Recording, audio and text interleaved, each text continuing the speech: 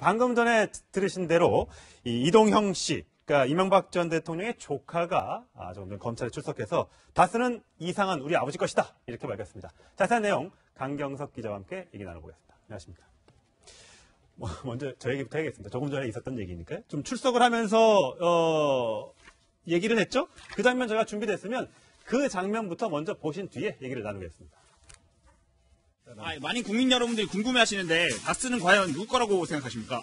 그건 당연히 저희 아버님이 지분이 있으니까 저는 그렇게 생각하고 있고요. 일단 들어가서 성실히 임하겠습니다. 아버지가 월급 사장이라는 녹취록 나왔잖아요. 네네네. 이명박 전 대통령. 아닙니다. 죄송합니다.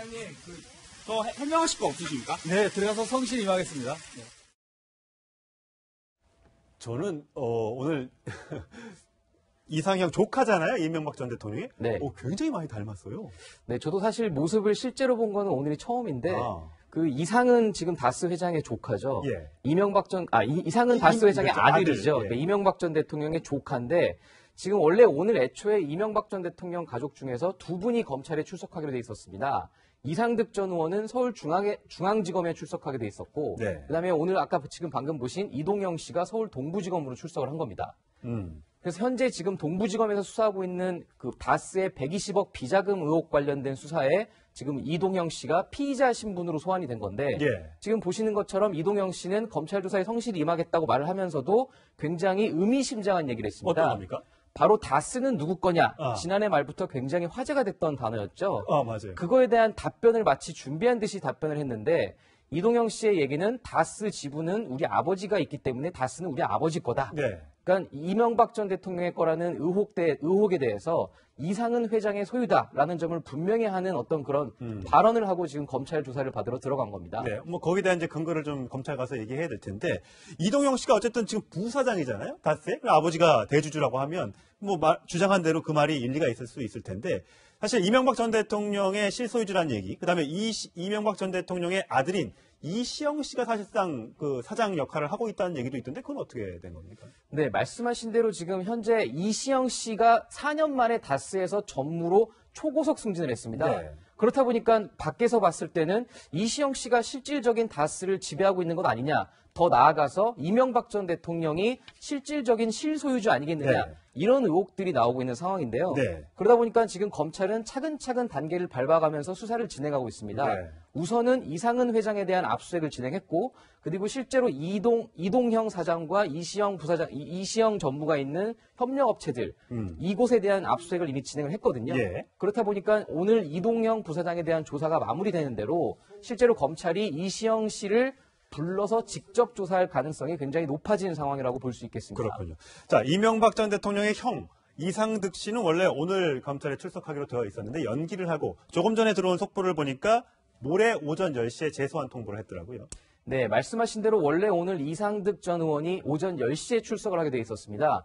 그런데 어젯밤 10시 45분쯤에 지금 보시는 것처럼 출입기자단에게 문자 메시지를 보내왔습니다. 예. 바로 선임된 오재훈 변호사라는 분이 예. 기자단에게 문자를 보내온 건데요. 네. 갑작스러운 출석 요구로 인해서 준비가 부족했다.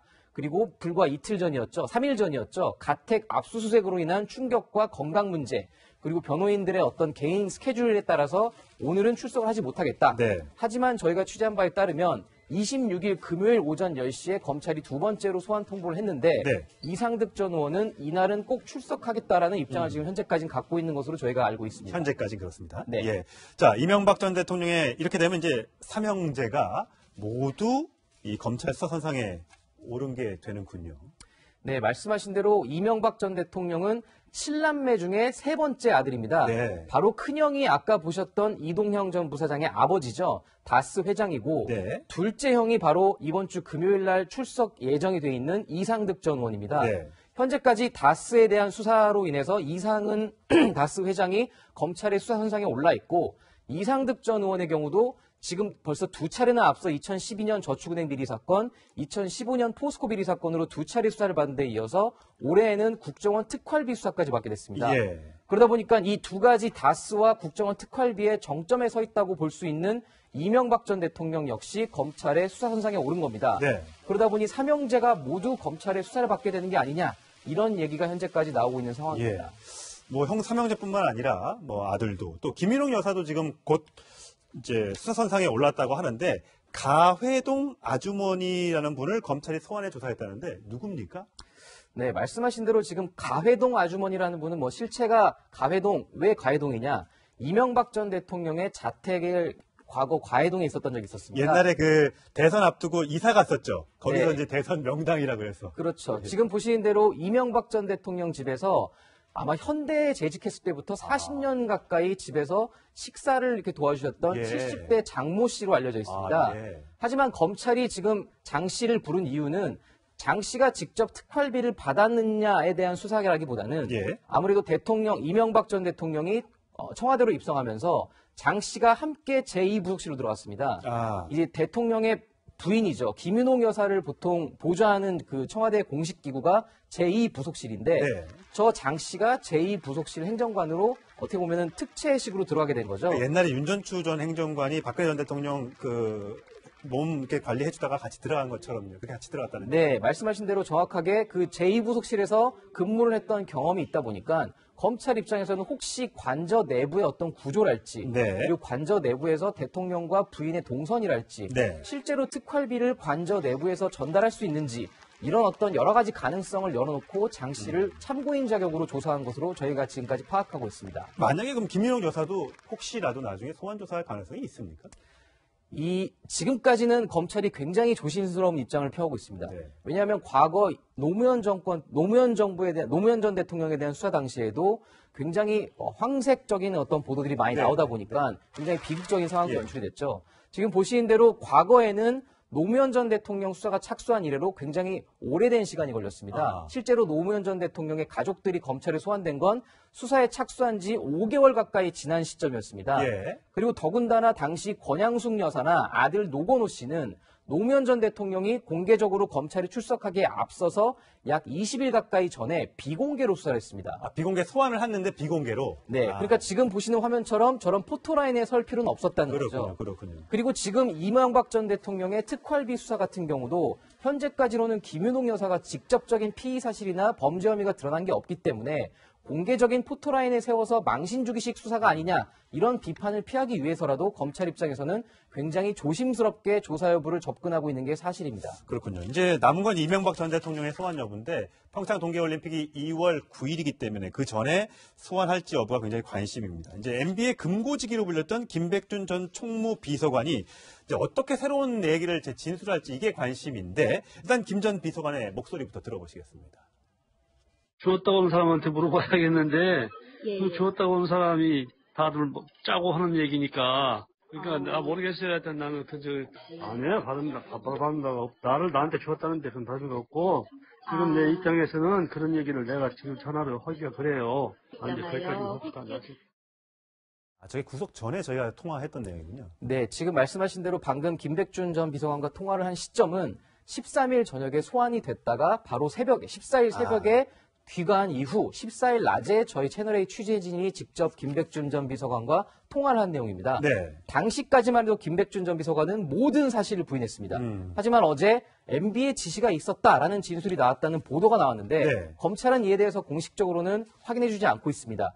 다만 현재까지 과거에 있었던 입장이 조금 변한 건 사실이지만 이명박 전 대통령의 지시가 있었다라는 어떤 진술이 나올 경우에는 사실상 이 수사 자체가 종결될 수도 있는 굉장히 결정적인 진술입니다. 그렇군요. 예. 하지만 저희가 지금까지 취재한 바로는 아직까지 김백준 전 비서관이 그 정도 수준의 진술을 내놓지는 않은 것으로 파악되고 있습니다. 그렇군요.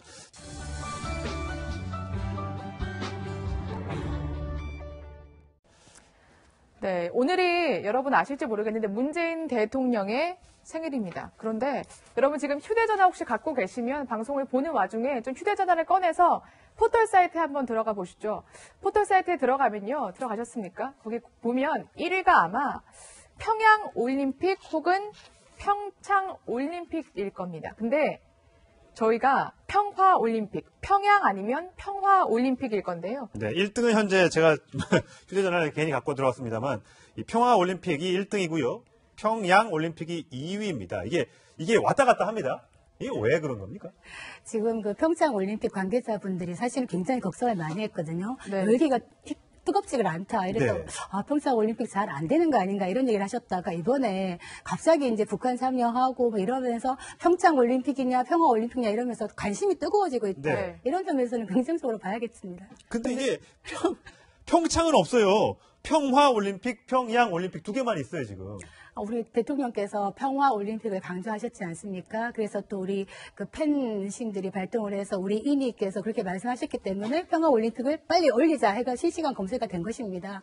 네. 그러니까 오늘 문재인 대통령 생일이니까 어떤 생일 선물이 좋을까? 뭐 문재인 대통령을 띄워볼까? 아니면 뭐 생일 축하합니다 이렇게 띄워볼까 고민을 하다가 문 대통령이 요즘 가장 관심 있는 게 평창 올림픽을 평화 올림픽으로 만드는 거니까 우리 평화 올림픽을 올려서 문 대통령을 굉장히 기쁘게 해드려 보자 이렇게 한 거고요. 이에 맞불을 놓듯이 이제 보수 단체들이 평양 올림픽을 지금 하면서 서로 경쟁하기 시작한 건데 이제 문 대통령 지지자들 굉장히 정말 사랑이 대단한 것 같은데 타임스 스퀘어에 광고까지 냈다면서요? 예, 그 타임스퀘어 광고가 굉장히 비싸다고 알고 있는데 한 분이 아마 다 낸 것 같아요. 열렬한 네. 지지자 같으신데 저는 뭐 그렇게 생각합니다. 한국 사회에서 사랑받는 대통령이 출연하는 것이 쉽지는 않다. 어쨌든 지금 인기에 영합한다 이런 비판도 있지만 네. 이 인기는 결국에는 결과로 대답해야 되지 않겠습니까? 그래서 아마 이런 식의 어떤 팬심에 대해서 너무 지나친 의미를 부여할 필요는 없다. 네. 생각합니다. 자, 문재인 대통령이 조금 전 이제 청와대 이제 공식 SNS에 본인의 이제 심정, 소감을 밝혔습니다. 여러 사람들이 이렇게 축하도 해주고 생일 선물도 주고 또 실시간 검색어에도 이렇게 올려주고 하니까 내용을 얘기했는데 잠깐 소개를 해드릴까요? 네, 생일 축하 고맙습니다. 생일을 챙기지 않는 삶을 살아왔는데 대통령이 되어 많은 분들로부터 축하를 받으니까 정말 특별한 생일이 된 것 같습니다. 더 힘내서 잘하는 의미로 주마가편으로 받아들이겠습니다. 달리는 말에 책찍질을 더 해보겠다 뭐 그런 뜻이네요. 네. 네. 뭐 좋은 의미로 해석을 할 수 있을 것 같고요. 저 부분에 대해서는. 자, 그런가 하면 또 이게 논란이 되고 있는 한 사람. 나경원, 네, 자유한국당 의원인데 평창 동계올림픽 조직위원회 위원을 맡고 있습니다. 그런데 SNS에 글을 하나 올리고 동영상 하나 게재했는데 그게 논란이 되고 있습니다. 보시겠습니다. 이 평창올림픽을 체제 선전장, 북한 체제 선전장으로 만드는 것은 명백히 IOC 헌장 위반이라고 생각합니다. 평창올림픽의 평양올림픽화는 절대로 막아야 된다고 생각합니다. 그래서 저는 IOC와 IPC의 고위 관계자들에게 이러한 국민들의 뜻을 전달했습니다. 네, 실제로 저 행동을 옮겼더니 이제 국민들 일부가 어떻게 저럴 수 있냐라고 하면서 청와대 서명을 시작했는데 이게 최단 기간에 그렇게 20만 명 돌파한 게 처음이라고 하더라고요.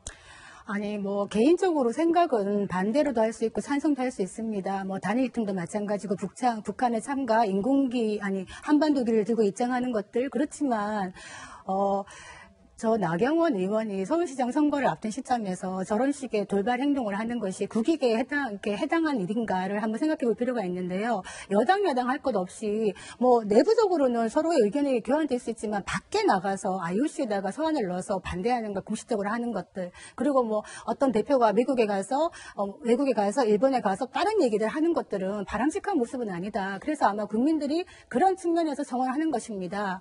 이번 기회에 좀 잘못하는 정치인들이나 국회의원들에 대해서 국민들이 청원을 좀 많이 했으면 좋겠습니다. 네, 나경원 의원은 제가 어제 통화 좀 해보려고 했는데 전화를 좀 안 받더라고요. 마음이 좀 불편할 것 같은데 어쨌든 이게 20만 명을 돌파하면 청와대에 답변이 달려야 되기 때문에 청와대가 어떤 결정을 내놓을지 좀 지켜보도록 하고요.